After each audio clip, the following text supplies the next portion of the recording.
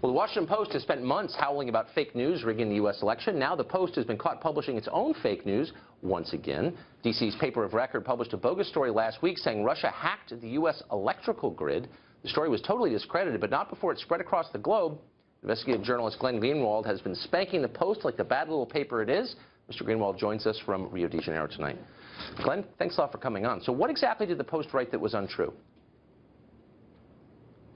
Essentially the entire article from start to finish. They had this big blockbuster announcement on Friday, which was obviously sensationalistic and would have a huge impact if it were true, that Russia and Vladimir Putin had actually invaded the U.S. electric grid by placing malware within the utility system in Vermont. They induced the governor of Vermont and a senator, Pat Leahy, to make these really bombastic statements about how this thug Vladimir Putin was trying to steal the heat to make Vermonters suffer during the winter.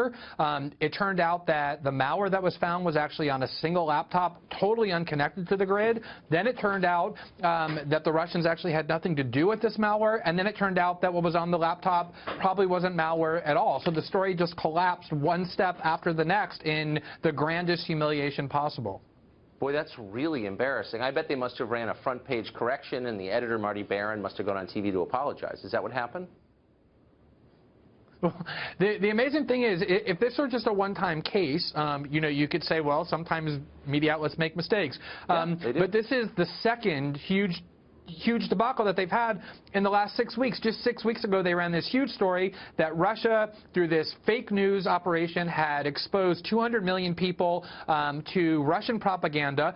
A huge story that went everywhere. As it turned out, it was based on a list compiled by a secret group, a new group, that was accomplished only by putting huge sites, mainstream sites like the Drudge Report, and various Clinton-critical sites on the left, labeling them Russian propaganda outlets. The story collapsed after 2 weeks. There's a huge editor's note at the top of the story. Marty Barron, the head of the paper, when the story came out, announced it, unveiled it on Twitter, made a huge deal out of it. When the story collapsed and they had to discount their own source, he said nothing, the paper said nothing, so the story went everywhere. The retraction was heard by a tiny fraction of the people, and we've seen this over and over throughout the last year when it comes to Russia reporting.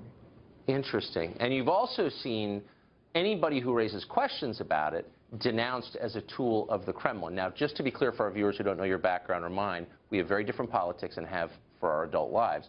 But I'm interested in talking to you because I think you're totally honest, and I don't think you have any other motives. You're not taking money from the government of Vladimir Putin, correct? Notwithstanding the fact that I've been accused by that of people like Howard Dean, the former head of the DNC, that is absolutely correct. I am not.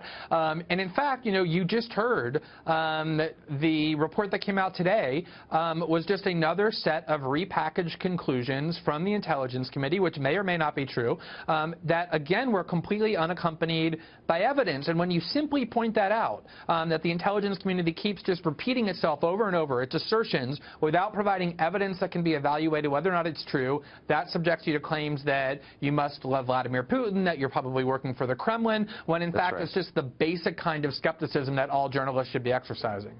So is that what animates you? And you're not entirely alone. There are a couple other people on the traditional left who said, whoa, hold on a second. This is not straight reporting, and we ought to ask real questions before we accept the conclusions the government hands us.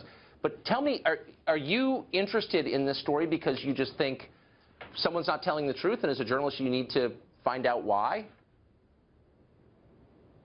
I mean, I think, you know, a lot of us came of age. You know, I started being a journalist and writing about politics in 2004, 2005, in the aftermath of the debacle of the Iraq War, where, you know, people were discredited, like Judy Miller in the front page of the New York Times, because they were just believing whatever the government was telling them without verifying it or asking for evidence, and that led to this disastrous war that killed hundreds of thousands of people. And I thought the lesson from that, and there's lots of examples like that, that's just the most memorable one. I thought the example we were all supposed to learn from that was that we shouldn't accept government claims unless we see evidence it's true, particularly when the consequences are so grave. You have John McCain saying Russia has engaged in an act of war. Nancy Pelosi is accusing journalists of being accomplices of Russia who reported on this story, which is basically every media outlet in the country, including yours and mine. These are really serious charges. We should see evidence for that.